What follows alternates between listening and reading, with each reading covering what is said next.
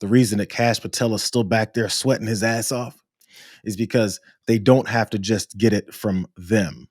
There's more information than what the Department of Justice has that they're covering up. I'm going to be honest with you guys. I actually went through the files this weekend in depth. Donald Trump is not only named over and over in them, it is discussed this trial in which he was accused of raping a 13-year-old at Epstein's house. There is extensive discussions about a subpoena of Donald Trump in one of Jeffrey Epstein's cases in which he was accused for rape and sexual abuse. He was subpoenaed and gave a deposition in that case. There is extensive discussion between Donald Trump, Ghislaine Maxwell, and Mr. Wolf about not only Trump coming to his house, but, Epstein says in these emails that he has photographs of Trump with girls. Damn, that's not good. Matter of fact, it's all the stuff that we'd heard about and seen before. There's been plenty of victims that come forward and talk about the disgusting things that Donald Trump has done to them. There's been lawsuits. There's been judgments. Donald Trump has lost a lot of cases surrounding his predatory behavior. Let's put it that way. They're shaking in their boots. Donald Trump is sweating his ass off. It's why he continues to be so mad and lash out, because the information isn't always coming from where he controls it. Sarah Longwell talks about that. The trove of emails that we got were not from what the DOJ and FBI have. They were from the Epstein estate. And I do wonder what else is in the Epstein estate. Like, that's where we got the birthday card. That's where we got these troves of emails. So part of what I think has got them probably panicking a little bit is they don't know what's just sitting around in boxes somewhere that could implicate him, that are from long time ago. And that stuff could continue to come out, and Democrats can continue to get it out. Videotapes. Yep. Like, just videotapes of him being around, like, is really embarrassing. Don't forget that birthday card thing that they denied right after then it was confirmed, and then they decided to say, oh, well, yeah, we were just playing. They've been exposed so many times for trying to cover things up that they have no control over. This is when it's getting worse. More attention and eyes are on this. I don't know to what degree the Epstein estate is giving them more information. Maybe that's where Representative Stansbury got her information from, about the potential videos and pictures and accounts and accusations from children about Donald Trump, as they try and flood the zone, talking about how everyone that met Donald Trump said that he was on the up and up. No, they didn't. Absolutely not. Stop accepting that lie. Tara Palmieri also talks about some of the horrible things that happened, but also the reason why there could be a treasure trove of information that Pam Bondi can't control. Even when they raided his house before the first arrest in Palm Beach, they took out tons of video footage. The survivors that I've talked to have said that they always felt like they were being recorded. If you look inside the New York Times article, when they just did an entire expose on his house, you saw cameras everywhere, and even in the bedrooms. He was running a almost KGB style blackmail operation. I remember, I don't know if you guys saw this. I don't think it got tons of attention, but it was fascinating to me. A few months ago, there was this long, extensive expose into Jeffrey Epstein's New York house, flat, whatever the hell it was. It was big. And they went through all the artwork that was inside, the motif, the setup of the rooms, the massage room upstairs, and all that stuff where a lot of these assaults happened. Mounted on a corner above the bed was a surveillance camera, is what that photo shows. You see the circle above at the top. There's a surveillance camera that's over the bed and is in the bedroom area. And then also the article pointed out that this is now nearby, near the spa area where massages were held. More pictures of the adjoining room that was next to that bedroom. As you can see, the motif is quite similar. There was a second camera that can be seen in this room as well. Not sure if it's on the back end, if it takes other angles and shots of what it is that's going on in this room. Everything was getting recorded.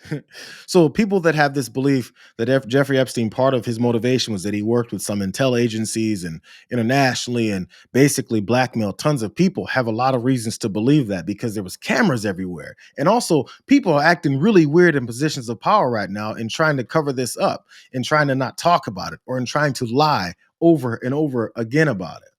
One of those people, obviously, is getting nailed here by Representative Jasmine Crockett.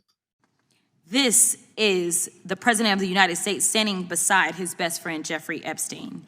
As we all know, Mr. Epstein is one of the most notorious sexual predators in American history. For 8 weeks, the Republicans on this committee have chosen to protect these two men instead of providing justice to Mr. Epstein's victims. Now the administration is panicking. First, they campaigned on releasing the Epstein files. Then AG Bondi and Associates did a photo op with the files, and she said, and I quote, "The Epstein list is on my desk." Then somehow the Epstein list didn't exist. Then the Epstein files became a Democratic hoax. Now the president is supposedly supportive of releasing the files, even though he's currently ignoring a congressional subpoena to do so. Now the president is simply crashing out. And it's because he can't seem to explain his special decades-long relationship with one of the most prominent sexual predators in American history.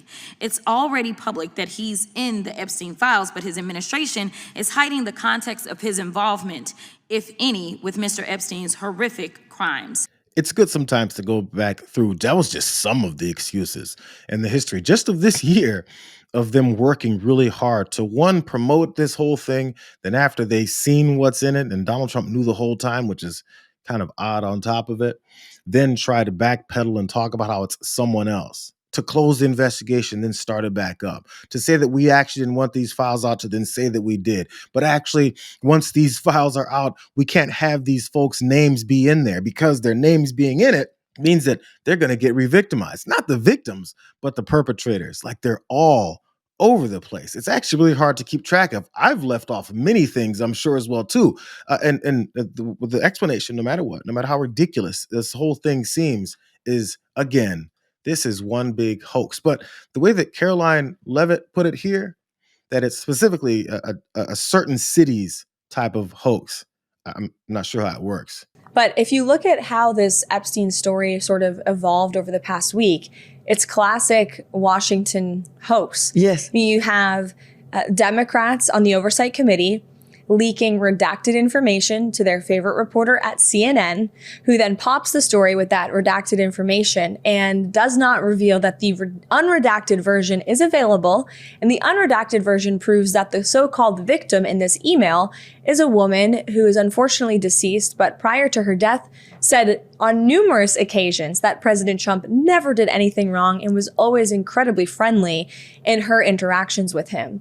And so it's a purposeful leak to try to manufacture this news cycle to drag the president. And we've seen this play out so many times. It is a classic playbook of the Democrats using their friends in the fake news to spin up a narrative about the president. This idea that there's files that the DOJ is hiding or that this administration is not being transparent is just totally false. It's a fallacy. And I understand people have questions, and when you're on the outside, you're skeptical of government, and people should be. But there is literally nothing to hide. And President Trump has maintained that this entire time. And so, again, this is a classic playbook being run by the Democrats. Classic Washington Democrat playbook of a hoax. And your only defense is Donald Trump has been steadfast in lying that he knows nothing about this, that he's completely uninvolved. Well, that is after he had mentioned before, Mike Johnson said, his mouthpiece said that Donald Trump was the whistleblower. He blew the lid off this whole thing, told on Jeffrey Epstein. How is it he knew nothing about this if he was also the whistleblower? That is before Mike Johnson took it back when someone asked him for details of what it is he was talking about. They're flailing. They're all over the place. They're afraid. And I understand that. Protecting pedophiles is kind of stressful, because people might realize that you just might be one,